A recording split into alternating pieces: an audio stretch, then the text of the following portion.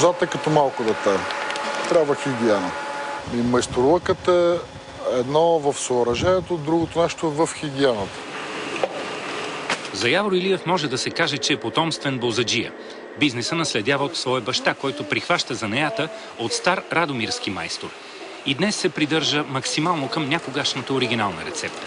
Едно време се варяло в открити съдове, които на дърва, които се варяла самата пшеница. След като се свари самата пшеница, пак се остава да се охлади. След това се прецежда и се кара в гюмове. Едно време се е карало в гюмове, което с каруци се обикаляло по цяла София и по цяла България.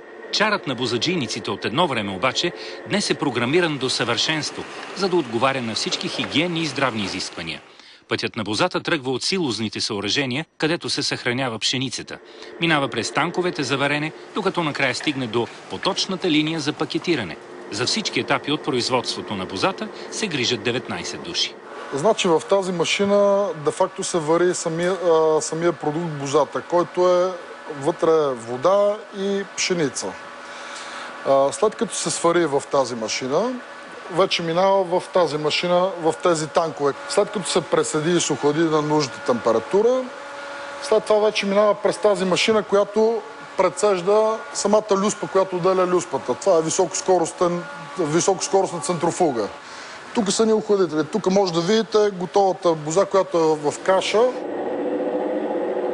Съставките на бозата са пшеница, която е клас А, вода и подсладители. Захарта е много по-скъпа като подсладимост. След това трябва много малък срока на годност при захарта. На бозата с захар е от 24 часа до 72 максимум. Иначе с подсладител е до 10 дни.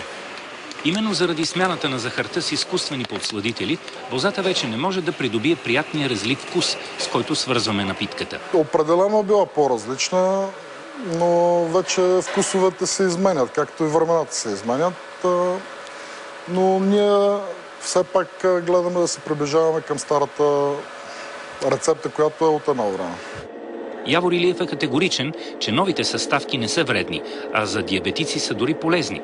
Заради високото съдържание на фибри, бозата е изключително полезна за стомаха. Определено трябва да има стандарт типа стара плана, за да може все пак това е едно българско питие, както е киселото мляко, за да се запази.